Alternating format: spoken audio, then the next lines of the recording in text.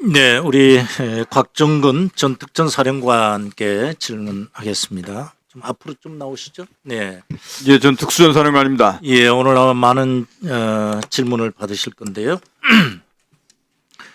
2024년 12월 1일 오후경 김용현 전 국방장관으로부터 전국이 혼란하여 겸 상황이 있을 테니 준비하라 지시받았죠. 예, 6개 장소 때 말씀드렸습니다. 이상 상황에 대비하라. 또 계엄 상황이 발생하면 국회, 중앙선거관리위원회, 과천청사 등 6군데를 장악하라. 예, 시설을 확보하라라고 제가 그때 들었습니다. 예, 지시받았죠. 그러면은 특전사 139 특전사 요원들 특전사를 출동시킨 이유는 계엄 때문에 한 거죠. 그렇습니다. 예. 국회 질서를 유지하기 위해서 한 건 아니지 않습니까? 그런 말은 앞서도 말씀드렸듯이 제가 없었죠? 듣지 못했습니다. 예. 그러면은 김용현 장관이나 윤석열 대통령이 얘기하는 국회 병력 투입, 이 뭐 질서 유지, 이거는 뭐 거짓말이네요. 예, 저는 지금 분명히 시설을 확보 및 경계하라고 임무를 받았고 질서 지시를 유지 받은 뭐 이런 사실이 것은 없죠? 그 이후에 제가 그 말을 들었다고 말씀드렸습니다. 그 이후에. 그리고 707 특임부대를 출동시켰잖아요. 예, 예, 그 우리 증인께서 명령을 했을 건데 707이 11시 40분경에 국회에 도착했어요. 예, 23시 47분에 40. 헬기장에 랜딩을 처음 예. 했습니다. 그러면 707 특임부대가 본청을 진입하기 위해서 했죠. 예, 본청 쪽으로 이동했습니다. 이동해가지고 국회의사당 본관 쪽으로 이동했습니다. 본관 쪽으로 이동해가지고 그 이동한 이유는 뭐예요? 그 시설을 확보하라고 하니 예. 특임단장이 이제 출입문 위주로 시설을 확보하기 위해서 출입문 쪽으로 이동했던 겁니다. 그러면 그 이유가 국회의원들을 출입을 제한하고 또 본회의가 열린 것을 막기 위한 건 아니었나요? 그것까지는 뒤에 이제 유추 해석의 범위인데 네. 그렇게 시설을 확보 및 경계하라고까지만 임무를 부여받았고 앞서 말씀드렸듯이 그것이 어떠한 행위를 할 수 있고 어떠한 행위를 하지 말라라는 부분들을 정확하게 없었고, 안 내려왔었기 때문에 그럼 결국은 질서 유지라는 말은 지시를 안 받았지만 국회를 확보하라, 본관을. 이제 본관 시설을 확보하라 이렇게 임무를 받았습니다. 그러면은 그 국회 기능을 제대로 발휘하지 못하게 하는 그런 하나의 목적도 있었지 않았나요? 지금의 의수 봐서는 유추 해석을 할 수 있는데 그걸 저렇게 명확하게 지시를 받지는 않았습니다. 네.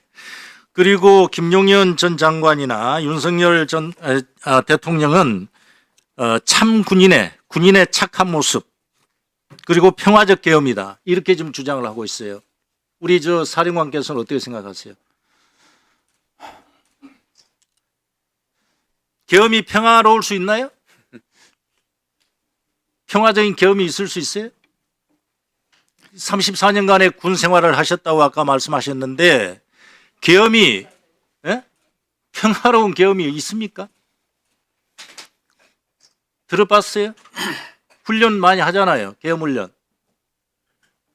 전시나 또는 사회 질서가 극도로 혼란스러울 때 또 사면이 일어날 때 그렇게 지금 계엄이 할 수 있잖아요. 계엄을. 비상계엄은 그렇습니다. 그렇죠? 평화로운 계엄. 참 이게 처음 듣는 얘기인데 그리고 평화로운 계엄과 질서 유지를 하기 위해서 우리 특임부대 또는 우리 특전사 각 부대가 실탄도 불출하고 개인 소지도 했죠. 실탄은 개인한테 주지 않았습니다. 저 통합 보관했죠. 예, 그럼 질서 유지하기 위해서 실탄 불출도 준비합니까? 제가 이 말만 드리겠습니다. 비상계엄 전과 중에 질서유지 시민보호 경고용이라는 말을 제가 분명히 들은 바가 지시받은 바가 없고 이후에 끝나고 나서 그런 말씀들을 하시는 것을 제가 지금 정확하게 기억하고 맞습니다. 있고 알고 있습니다. 그러니까 우리 정말 곽정근 전 사령관 말씀처럼 결과에 대해서 결과를 경감부에 해가지고 지금 주장을 하고 있는 거 아닙니까? 그렇게 생각 안 되세요? 저는 그렇게 이해합니다. 네. 그리고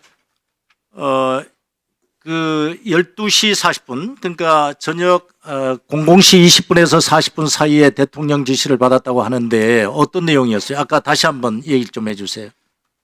12월 10일 국방위원회 때 제가 정확하게 말씀을 드렸는데 그 부분을 다시 말씀을 드리겠습니다.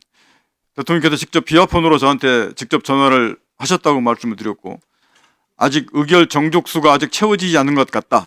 그렇죠? 문을 그러니까 빨리- 결국은 정족수가 채워지지 않은 것 같다. 이 얘기는 결과적으로 볼 때 계엄 해제를 할 수 있는 국회의 기능을 못하게 발휘하지 못하게 하려는 거 아닙니까?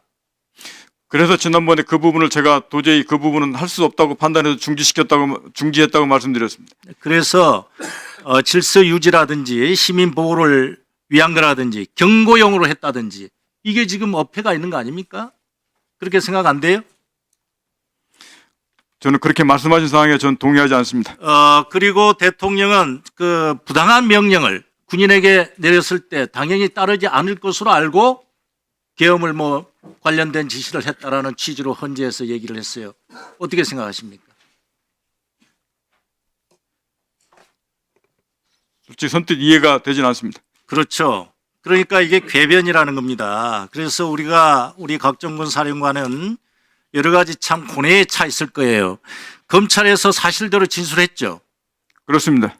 검찰 공소장을 보니까 지금까지 국회에서 대국민들께 말씀하셨듯이 그대로 지금 진술돼 있어요.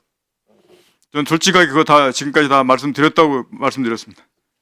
그래서 어떤 해유라든지 어떤 계기, 어떤 특정한 목적을 가지고 지금 하고 있는 게 아니죠.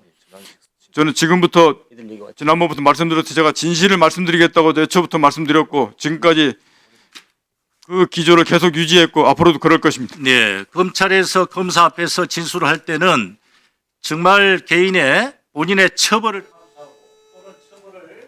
어떻게 하면 증거를 전 지난번에 말씀드렸듯이 제가 지시하고 제가 한 행위는 분명하게 제가 책임지겠습니다. 부하들에 대한 생각은 좀 어떻습니까?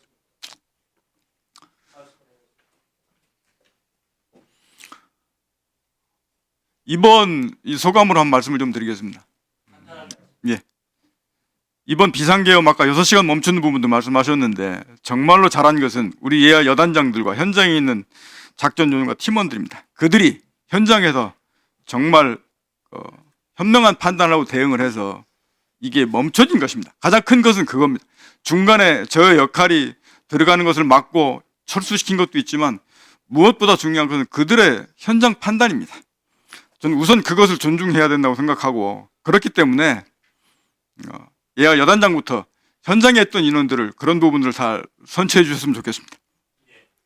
자, 사령관님, 간단하게 묻겠습니다.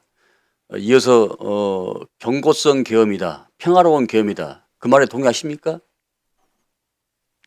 동의하지 않습니다. 계엄은 전시 사변 그에 준하는 어떤 그 국가의 위험 사태가 있을 때 계엄을 발동하는데 기실 이 계엄은 체포, 구금, 구속, 영장 없이 마음대로 하는 게 계엄 아닙니까? 지금 그렇게 말씀하신 부분들 뭐 평화, 그 질서 이런 부분 동의할 수 없고 그렇게 상황이 아니라고 생각합니다.